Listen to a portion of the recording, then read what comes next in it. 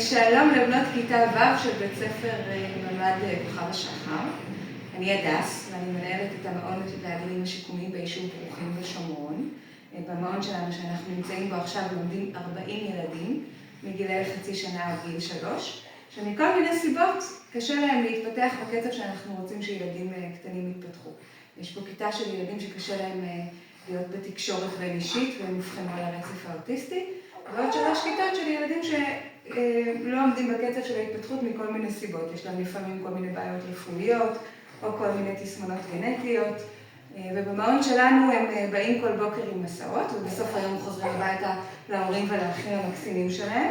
ובמעון שלנו הם משחקים ושרים ואוכלים וישנים, אבל גם מקבלים את כל הטיפולים שהם צריכים כדי להתפתח כמו שצריך. ובמעון שלנו יש גם את אוריקי, שעכשיו היא קצת רעבה, ותכף נחזיר אותה לכיתה שלה. כשתמימה, אמא של הדס התקשרה אליי ואמרה שאתם תכינו בשביל הילדים של המעון שלנו קשתות של פרחים. ידעתי שהילדים ישמחו מאוד, גם אוריקי תשמח מאוד, אפילו שעכשיו היא לא כל כך שמחה. אז אני רוצה להגיד לכם תודה על ההשקעה, ולמשפחת כהן על הרעיון והביצוע, ומזל טוב להדס המהממת לבת מצווה.